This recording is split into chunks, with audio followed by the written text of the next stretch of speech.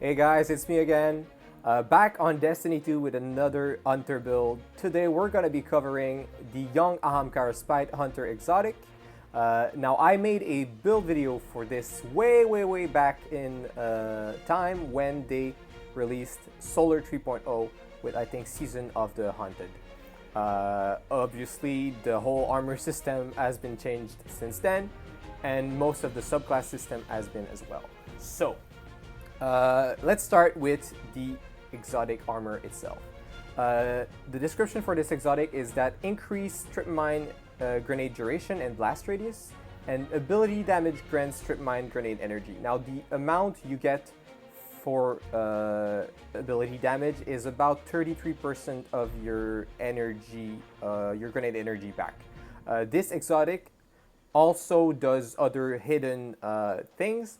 The first of them would be that you have an intrinsic fastball armor mod when you have this exotic equipped and your trip mine grenade equipped as well. So you just throw them further even if you do not have it equipped.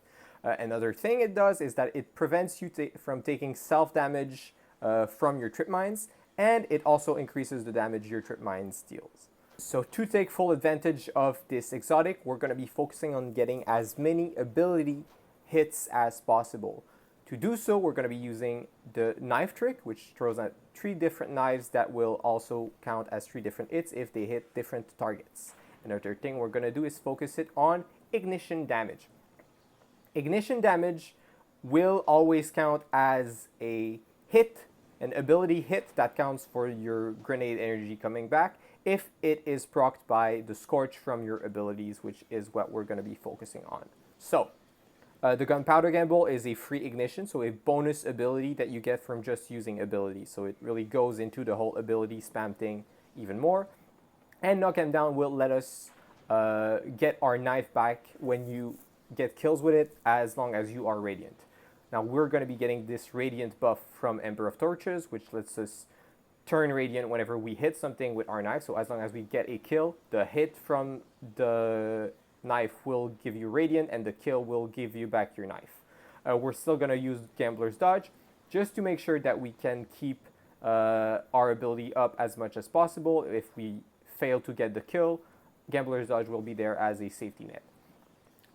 For the ignitions, now we're going to be using Ember of Char so that our ignition spreads some Scorch, and we're going to be using Ember of Ashes so that the Scorch we spread is of, we spread more stacks of Scorch. The reason we do this is that whenever we use a grenade, it gives the enemy 60 stacks of Scorch. If we hit it with anything else, it should create an ignition, and if this enemy does not die from the ignition, it's going to apply 60 more Scorch again, letting us land another grenade on it and creating another ignition, chaining ignitions, and then giving us ability energy back for every ignitions we get. The final fragment for this subclass is going to be Ember of Searing. Defeating scorched targets grants melee energy and also gives you Fire Sprite. Now your Fire Sprite will help you get some armor charges, and the Scorch kills, which will be pretty much every single of our kills because we just spam ignitions and grenades, will give us our knives back even more, just to make sure that we have an infinite amount of abilities. For the weapons, you'll want to be using Red Death or anything that has heal clip, because this will be your main way of healing yourself. You just try to kill a minor enemy, and as soon as you do so, reload and get the healing, or simply kill it with Red Death and get the healing. I also recommend using a sniper rifle or anything that has a pretty decent range, as you won't be able to throw your abilities that far in general. The last thing I suggest is using a grenade launcher, simply because they are so great this season and they let you weaken enemies. For your armor, you'll want to be rocking Dynamo to get super energy whenever you dodge near enemies.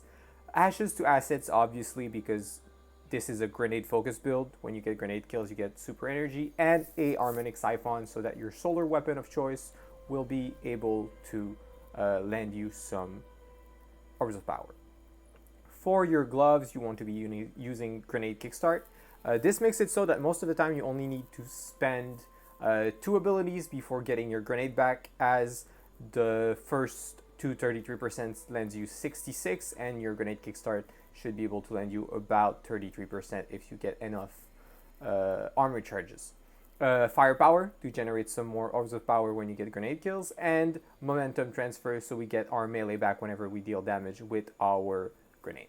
For the chest piece, you'll want to be rocking, as always, the damage resistance of the activity, the main damage that you're going to be taking in the activity you're about to do. I also like to be rocking a charged up mod so that I can get some more armor charge stacks, up to 4 because of this mod, letting you gain even more grenade energy whenever you spend it. And for your boots, you want to be using recuperation as always, probably my favorite mod in the whole game. Absolution, so we gain even more energy back, and elemental charge, just because we generate some more fire sprites, and these will be able to lend us some armor charges as well. On your cape, you want to be rocking powerful attraction so that you do not have to manually pick up every orbs of power you generate. Bomber, just so that you can get your a bit of grenade energy whenever you dodge near enemies, and same reason for distribution right there. I'd also recommend rocking concussive reload, simply to weaken this season, but honestly there is nothing for solar in the artifact this episode, I should say. So honestly, use whatever you please. You can keep it the same as what you're rocking for your other builds. This will not have much of an impact on this build, if at all. So the main thing you want to do is make sure that you always have your grenade ability spent. So whenever you start a fight, you always want to throw that first. So you see, just getting that kill landed me my gunpowder gamble. I'm going to throw it out. It's going to stick to this guy, blow him up, and I already got another grenade out. I use it again. This gave me 33% of it. Spending my knives gives me another 33%. Spending them again, I get gunpowder gamble. Then shoot it out, grenade.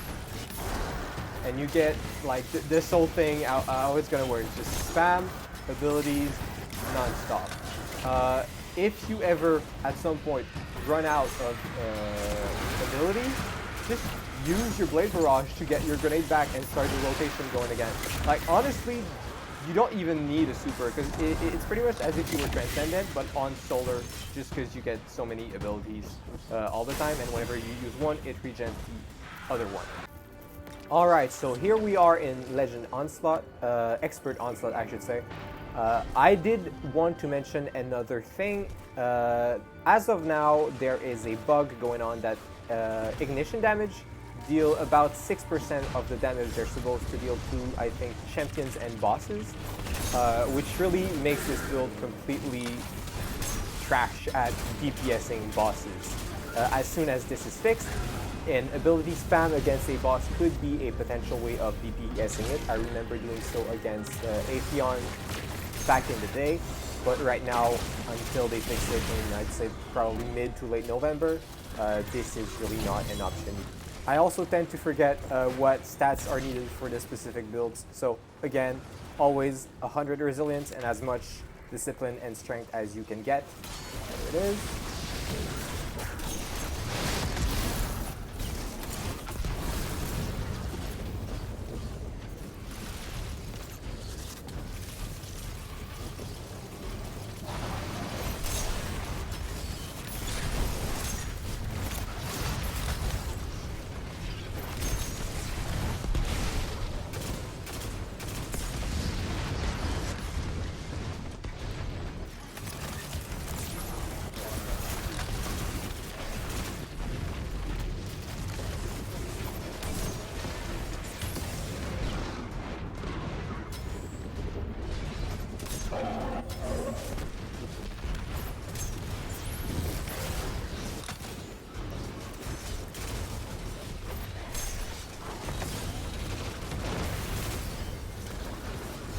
If you ever see your HP get a bit to your liking, just make sure you either dodge or try to kill something optimally a smaller had with your red deck or your field clip weapon.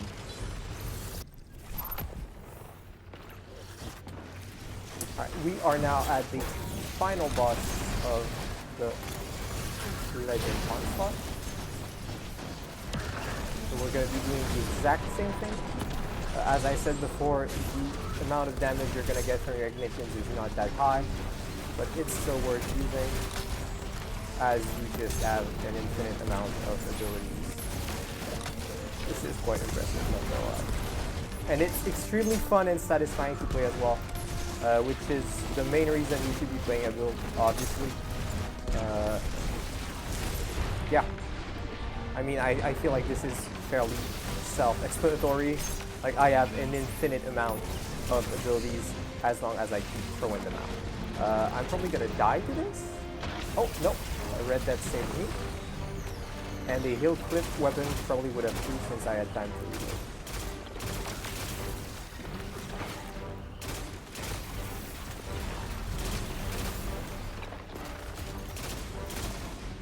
Get rid of this guy.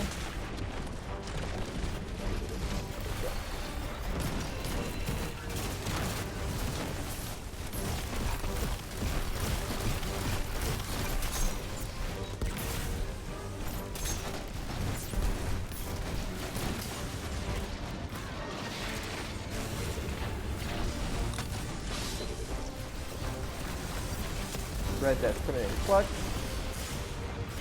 Unfortunately, if I am facing a full army and I'm blinded and slowed, I can't really do much.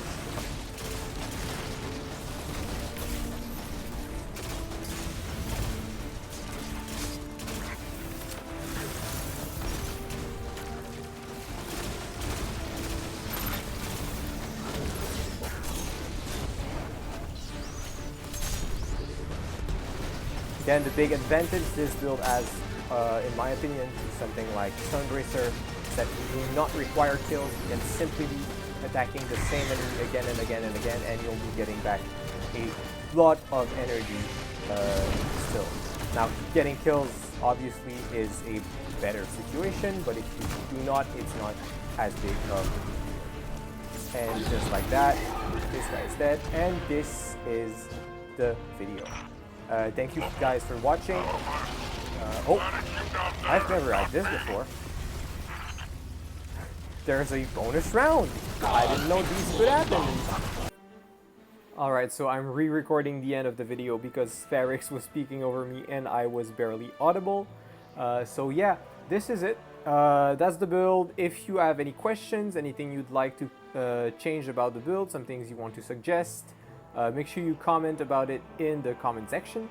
And if you simply liked the video, you can just leave a like. Yeah, that's it. See you guys.